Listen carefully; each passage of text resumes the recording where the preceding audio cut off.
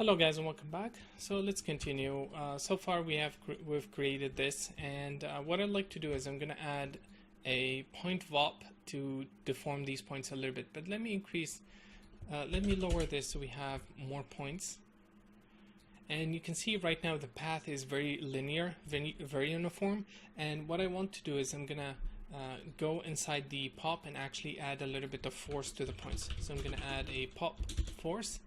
I'm going to set this to 2, and then I'm going to add a pop drag as well, and set that to let me check, to 0.1, and this guy to 2, and let's increase the swirl size. And now I think the velocity is going to be much lower. I think it's good. Cool. So you can see we have more randomized paths now. It's not very uniform as before, and we're getting this interesting overlaps between the curves, which is very nice. Now I want to deform this further, so what I'm going to do is I'm going to create a point VOP and create a noise. Actually, this is what's going to deform the path even more, or this is the deformation I'm looking for to create. So I'm going to add that noise and then change this to 3D. Cool. So let's lower this. Something like that. Instead of just linear, I want a little bit of noise in there. Cool. So let's continue. And then the other thing I want is I don't want these points to be I don't have enough points here for me to use within the sim as the fluid source. So what I'm going to do is I'm going to use a point replicate, and this is going to take each point and copy an instance bunch of points on top of it. So this is my input, and then with the point replicate, I'm copying 100 points with the shape of box. I'm going to change that to a sphere, and I'm going to lower this to 0.05. I don't want them to be too big. I just want the point count here instead of 1 to be much higher, so that when we use it with the trail node, we have much more points to work with. Actually, let's lower this to 48. Let's lower this to 0.02. Cool. So now we have a lot of points stacked together. Cool. So the next thing is right now all these points are stacked at the origin, and we don't have enough density. If we convert these into density, we don't have enough to cover to create an interesting source. So what I'm going to do is I'm going to use a jitter node, and I'm going to jitter these guys. Actually, I don't know. Sorry, I'm going to jitter them before the trail. So 1.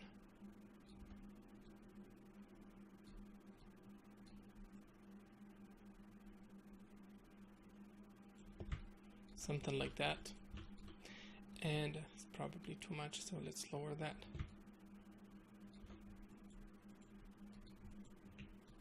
Let me check something super quick. Actually, I need to do it here, and let's lower this a tiny bit. Cool. And I want as we travel through, you can see the points are getting jittered over time, but we have two positions. We have this position here, and we have this position here. Sorry, we have this position and this position, and I want them to blend. I want the points to start at this position, and as they get higher, they blend into this. And what I'm going to do is I'm going to create a rest attribute, and for that I'm going to simply put down a time offset, time shift, set it to frame 1.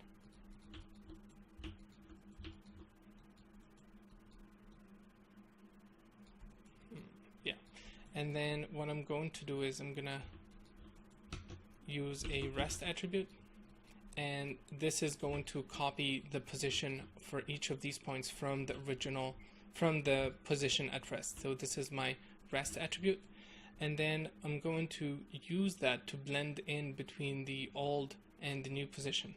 So let me show you what I mean.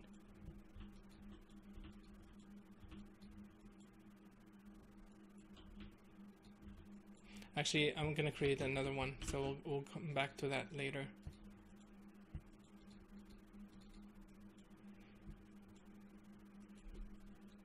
And I'm going to store the position of the points before the jitter.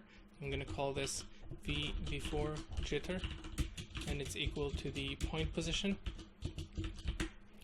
And then we have them after jitter. So I'm going to create a point fault. And let's dive inside. Let's import that before jitter position.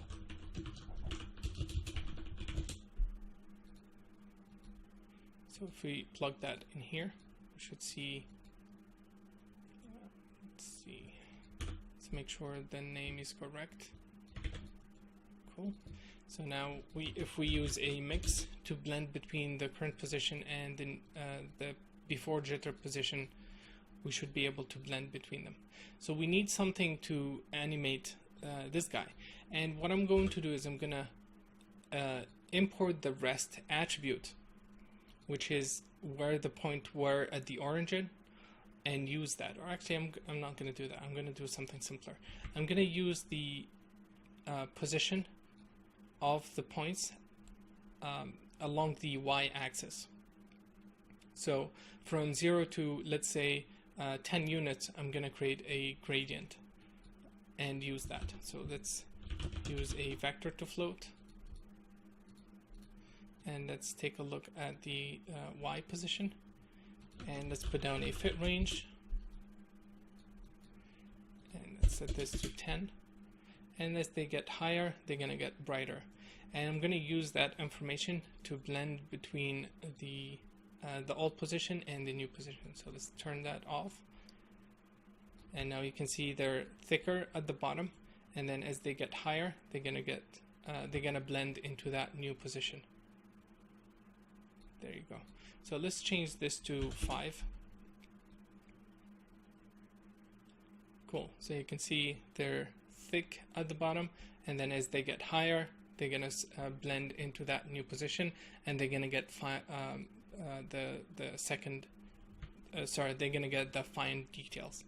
And we're going to delete the points at this point, so I'm not going to worry about them falling down and getting bigger again. I know I'm going to delete them, and if we need to create a more appropriate mask, we can use the H, for example, from the sim, and use that to derive the blending between the various positions. Cool. So the next thing is I'm going to add a something to delete these points. I want to randomly delete them after, let's say, frame 17. I want them to start dying because the source is just emits for a couple of frames and then stops. And then we're going to start converting this into something that we can actually use within the sim. Thank you for watching, and see you in the next video. Bye bye.